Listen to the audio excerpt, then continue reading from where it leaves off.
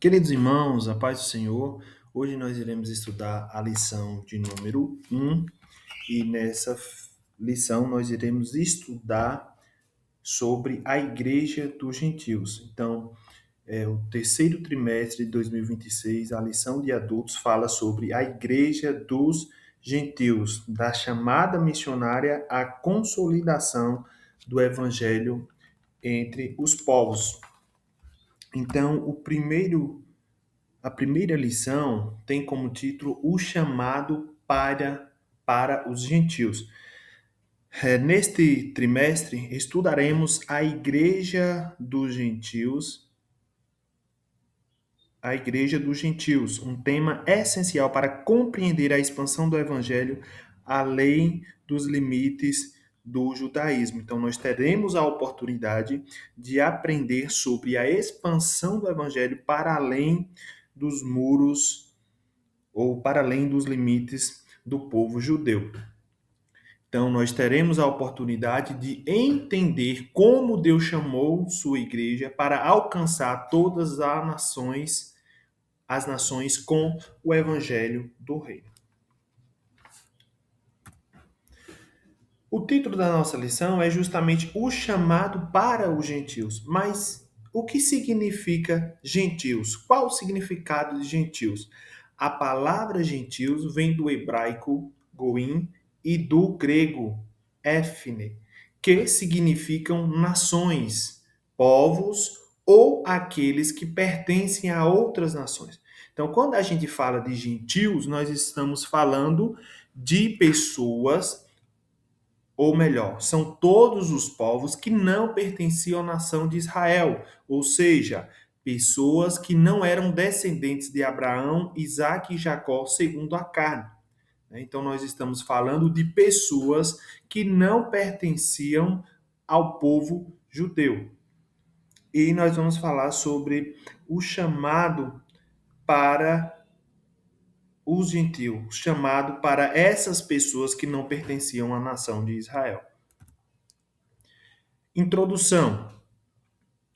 Bom, nós vamos falar sobre o chamado missionário em Atos 13:2. Inclusive, o texto áudio da nossa lição está justamente em Atos, capítulo 13, versículo 2, que nos diz assim: E servindo eles ao Senhor e jejuando, disse o Espírito Santo: Apartai-me a Bernabé e a Saulo para a obra a que os tenho chamado. Em outra versão diz: Enquanto celebravam o culto ao Senhor e jejuavam, disse o Espírito Santo: Separai-me Barnabé e Saulo para toda a obra a que os tenho chamado. Então, esse versículo marca o início formal da missão cristã aos gentios, revelando como Deus age por meio da igreja para chamar, separar e enviar seus servos ao mundo. A verdade prática nos diz assim: quando a igreja ouve o Espírito, o evangelho avança e vidas são alcançadas para a glória de Deus. Então, o evangelho só avançou e só alcançou vidas porque a igreja ouviu a voz do Espírito Santo. Então, nós vemos aqui a importância de discernir a voz do Espírito Santo. Eles ouviram ao chamado do Espírito Santo e, por conta disso, o evangelho avançou e vidas foram alcançadas para a glória de Deus. Bom, então qual é o contexto? Antioquia era a terceira maior cidade do Império Romano, ficando atrás apenas de Roma e Alexandria. Então, Antioquia era um centro cosmopolita e multicultural. Foi nessa cidade vibrante que os discípulos foram chamados de cristão pela primeira vez, marcando o início de uma identidade que transcenderia fronteiras culturais e étnicas. Então, esta cidade era um verdadeiro caldeirão cultural e étnico, e É importante ressaltar ou destacar que foi aqui que os discípulos receberam pela primeira vez o nome de cristãos. E por que que esse momento aqui é tão importante? Porque essa nova identidade de cristão que surgiu em Antioquia é um marco significativo. E por que que é um marco significativo? Porque transcendeu as barreiras culturais e étnicas, unindo pessoas de diversas origens em uma comunidade. Então, o que nós vemos é que a diversidade de Antioquia não foi apenas tolerada, mas celebrada, tornando-se um pilar fundamental para o avanço da mensagem cristã.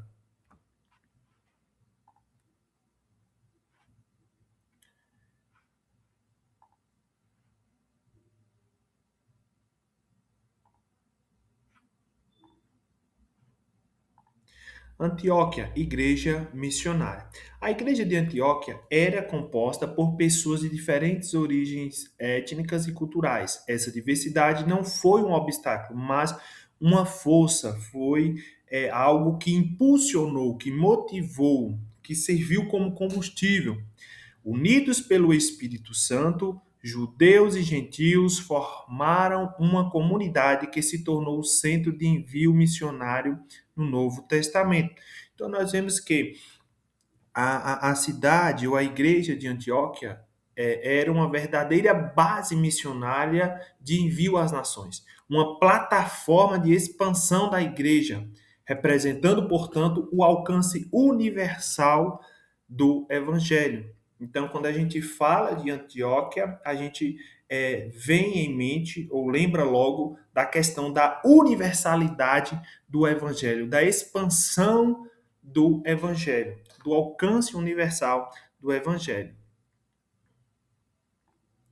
Bom, aqui do lado vocês podem ver aqui, por exemplo, os balões, e nesses balões eu coloquei aqui Antioquia, multicultural, prática e reflexão.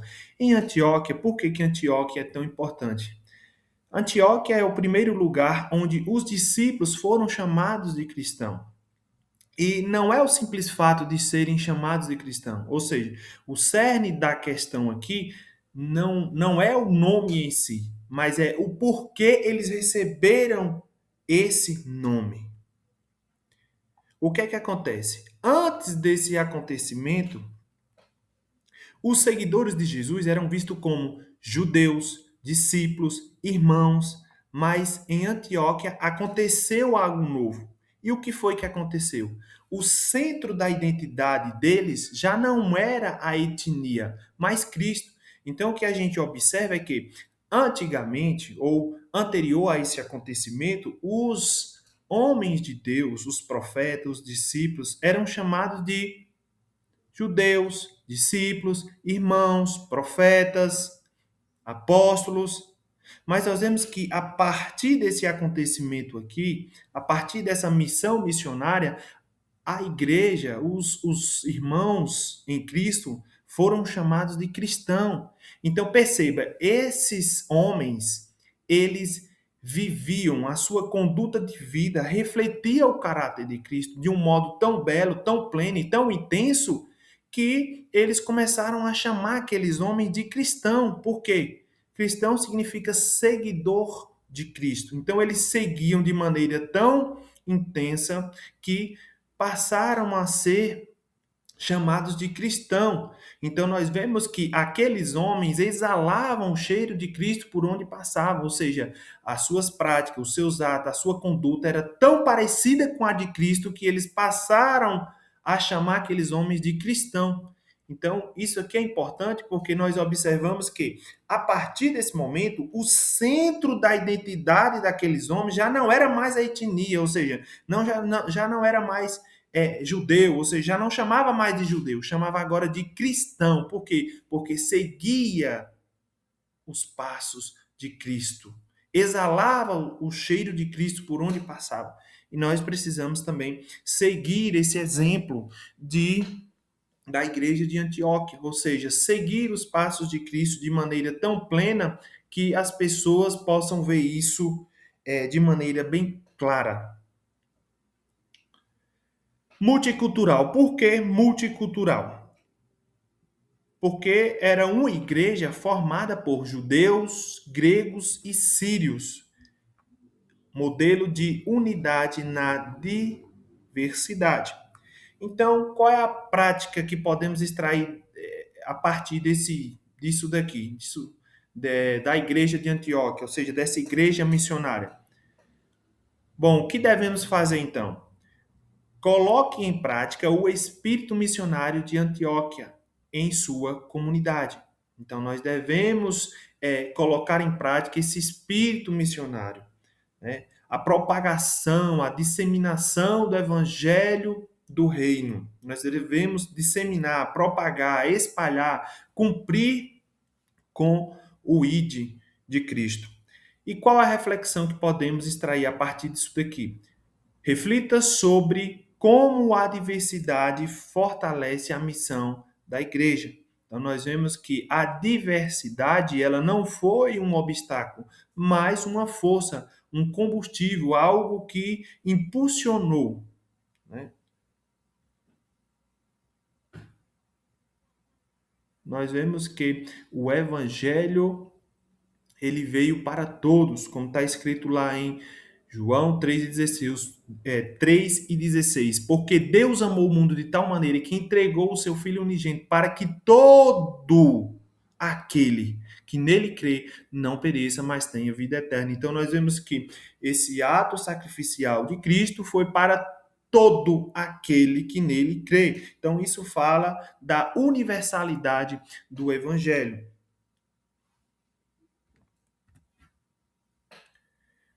A atuação do Espírito no envio de Barnabé e Saulo. Em Atos 13:2, enquanto a igreja de Antioquia jejuava e adorava, o Espírito Santo falou: Separai-me, Bernabé e Saulo, para a obra que os tenho chamado. Então, isso aqui foi o Espírito Santo chamando a igreja do Senhor, convocando a igreja, dizendo: Separai-me. É como se, em outras palavras, ele tivesse dizendo assim: Separa para mim Barnabé e Saulo para a obra que aqui os tenho chamado. Nós vemos que esse momento revela que a missão não nasce da iniciativa humana, mas da soberania divina. Foi um chamamento do Espírito Santo. Separai-me. Então nós vemos que não foi algo que nasceu de uma iniciativa humana, mas de uma soberania divina. O Espírito Santo é o agente principal do envio, guiando, capacitando e direcionando os missionários em cada etapa da jornada. Então nós vemos que o agente capacitador, direcionador é o Espírito Santo. Então não é algo que surge a partir de uma iniciativa humana. Não é porque o homem é bom, não é porque determinado homem tem um nível acadêmico elevado, um preparo acadêmico, teórico muito intenso e muito profundo que vai fazer ele cumprir com essa missão. Mas nós vemos aqui que é uma missão do Espírito Santo, ou seja, é algo divino, é algo da soberania divina. E o Espírito Santo ele age então como o protagonista, como o principal no enviar, no guiar, no capacitar e no direcionar os missionários em cada etapa da jornada missionária. Então, qual era a missão de Paulo ou de Saulo e Barnabé? Barnabé e Saulo partem de Antioquia com uma missão clara e universal. E qual era essa missão? Levar a mensagem de salvação em Cristo a todos os povos. Essa missão marca o cumprimento da promessa de Deus às nações e inaugura uma nova era na história da igreja. Então nós vemos aqui que este marco representa não apenas a expansão geográfica do cristianismo, mas também o cumprimento da promessa de Deus às nações. É importante lembrar que esse movimento não foi apenas um passo na história da igreja, mas o início de uma nova era. E eu destaco aqui 3 pontos principais. Primeiro, a universalidade da mensagem, ou seja, a salvação não conhece fronteiras culturais ou étnicas. Ela vem justamente para romper com essas fronteiras culturais e étnicas. Segundo, a coragem de Barnabé e Saulo ao embarcarem nessa missão, confiando na orientação do Espírito Santo. E terceiro, a importância da cidade de Antioquia como um centro missionário crucial que impulsionou este movimento.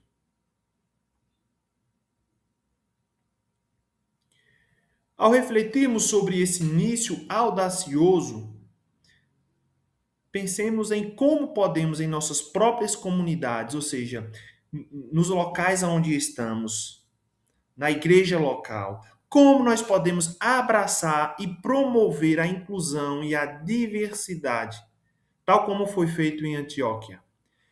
Essa história da igreja de Antioquia, ela nos inspira, nos deixa um exemplo a ser seguido, a olhar para além das fronteiras, sejam elas físicas ou emocionais, para alcançar aqueles que ainda não conhecem a mensagem de Cristo.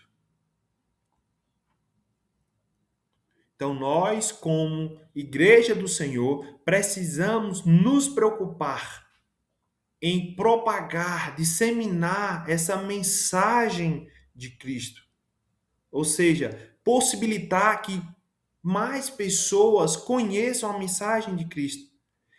Propagar o evangelho do reino para todas as criaturas, para todos os povos, para todas as nações. E nós podemos fazer isso também em nossas comunidades, onde nós estamos alocados.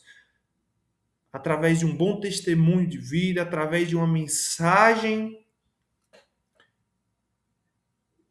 de Cristo. Revelando Cristo às pessoas, exalando o cheiro de Cristo por onde nós formos, por onde nós passarmos. Quais são os desafios na evangelização? Bom, a missão aos gentios não foi sem obstáculos. Paulo e Barnabé enfrentaram resistência religiosa, cultural e espiritual ao proclamar o evangelho fora das fronteiras do judaísmo. Esses desafios moldaram a fé e a determinação da igreja primitiva, ensinando-nos que a missão de Deus avança mesmo diante da oposição. Então, mesmo com os obstáculos, mesmo com as adversidades, mesmo com as oposições, a igreja do Senhor, o evangelho do reino, o evangelho de Cristo avança. E sabe por quê, irmãos? Porque as portas do inferno não prevalecerão contra a igreja do Senhor. Então, nós aprendemos com a igreja de Antioquia que, apesar de todos os obstáculos, a missão de Deus avança mesmo diante da oposição. E eu trouxe aqui alguns desafios dessa missão. Primeiro desafio: resistência nas sinagogas. A missão da igreja dos gentios, esses homens enfrentaram resistência na sinagoga. Segundo desafio, perseguição e expulsão das cidades. Terceiro desafio, barreiras culturais e religiosas dos gentios. Quarto desafio, conflitos internos sobre a lei e a circuncisão. E o quinto desafio, perseverança pela fé diante da oposição. Então, nós vemos que, apesar de todos esses desafios, eu trouxe aqui alguns desafios. E, apesar de todos esses desafios, apesar dessas oposições, esses homens perseveraram na fé, mesmo diante da oposição. E nós vemos que isso foi de suma importância para o avanço do evangelho.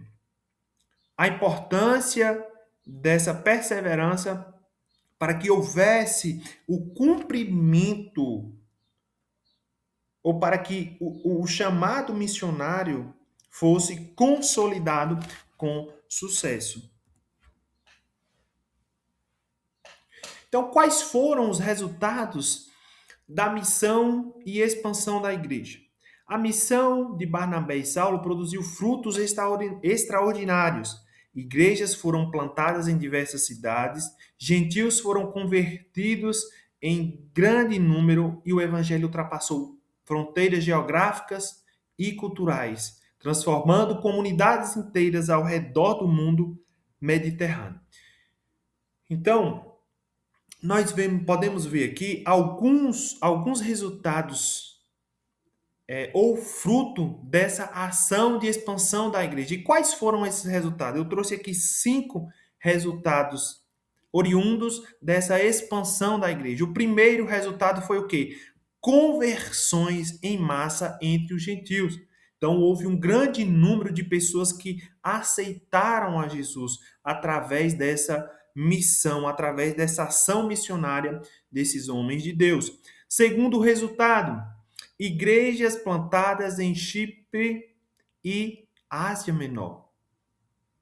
Terceiro, discípulos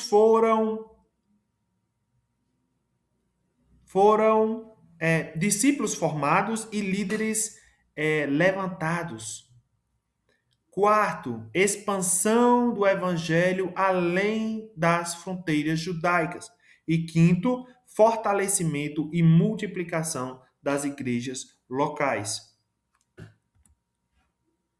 E quais são as lições da igreja de Antioquia? Ou seja, o que podemos extrair a partir dessas lições, a partir da igreja de Antioquia? A igreja de Antioquia nos deixou um legado poderoso. Suas práticas e valores são modelos vivos para a igreja local hoje. E quais são esses ensinamentos práticos?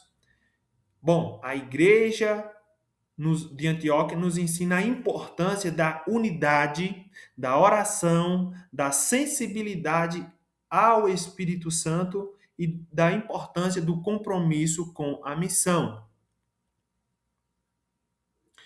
Então, nós vemos aqui a importância da oração e do jejum. A oração e o jejum preparam a igreja para ouvir a voz de Deus. Então, a oração e o jejum, ela promove um nível de sensibilidade espiritual mais elevado. Ou seja, os seus níveis, seus sensores espirituais ficam mais aguçados, mais aptos para ouvir a voz de Deus. E nós vemos que a igreja de Antioquia, antes de tomar uma atitude, antes de tomar uma decisão, de fazer uma tomada de decisão tão importante que era enviar Paulo ou Saulo e Barnabé, eles primeiro jejuaram, oraram e enviaram. Então nós vemos a importância do jejum, oração e ação. Então, antes de agir, nós precisamos primeiramente orar e jejuar.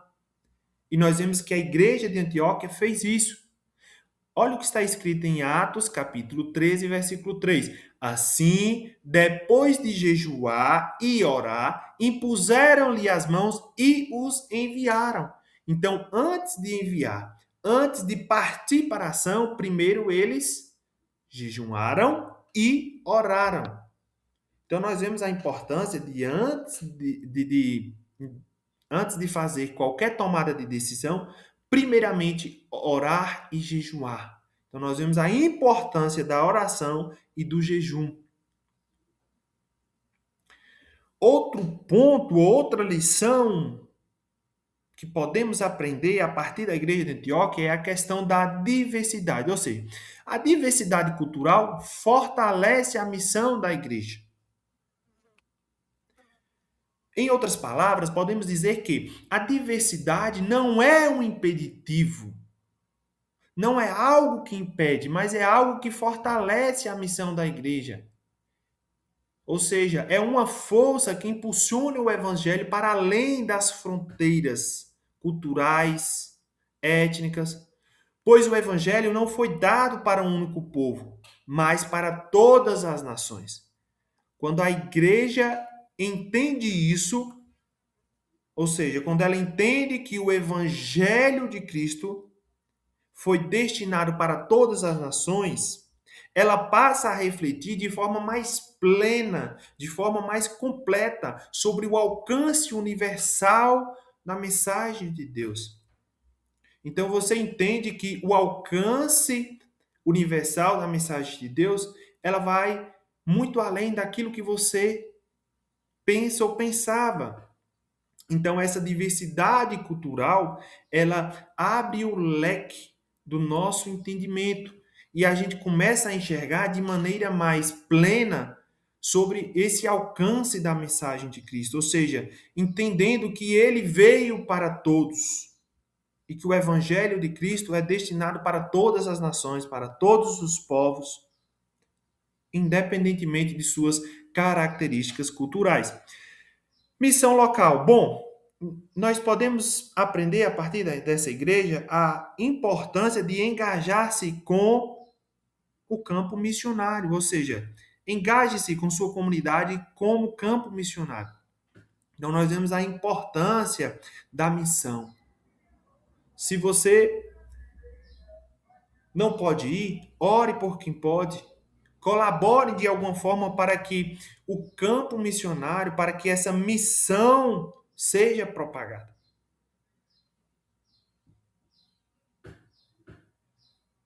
Então, nós vemos a importância da igreja em sustentar e manter os missionários. Então, se a gente não pode contribuir indo, a gente pode contribuir orando. Se não pode contribuir orando, a gente pode contribuir fornecendo dinheiro para custear essas pessoas que estão nesse campo missionário. Então, se você não pode ir, contribua financeiramente. Se não pode contribuir financeiramente, ore. Mas, de alguma forma, engaje-se com sua comunidade, com o campo missionário. E a última lição é a lição da unidade e diversidade. Nós vemos, então, que devemos valorizar a pluralidade e a unidade no corpo de Cristo. Sabemos que o corpo de Cristo ele é composto por várias pessoas e, às vezes, que possui diversidade cultural e nós devemos valorizar essa pluralidade cultural, essa pluralidade e unidade no corpo de Cristo, entendendo que Cristo veio para todos e não para um grupo seleto de pessoas, e não para um grupo específico de pessoas como acreditavam os judeus. Então, a identidade. Qual é então a identidade da igreja? Qual é a identidade cristã e o compromisso missionário? Precisamos entender que ser cristão é ser enviado. Nossa identidade em Cristo nos chama a viver e proclamar o evangelho seguindo o exemplo da igreja de Antioquia. Então, como podemos viver o chamado missionário? E aqui tem algumas aplicações. Orar pelo avanço das missões, envolver-se na vida da igreja local, estudar a palavra com compromisso e regularidade e compartilhar o evangelho no cotidiano. Para encerrar, nós precisamos entender que a missão de Antioquia não terminou no primeiro século. A igreja de hoje é chamada a ouvir o Espírito Santo, enviar missionários, cruzar fronteiras culturais e proclamar o evangelho de todas as nações. Então a pergunta é: que desafio você aceita a partir dessa lição? Com essa reflexão, finalizo a lição de hoje e que Deus em Cristo Jesus vos abençoe.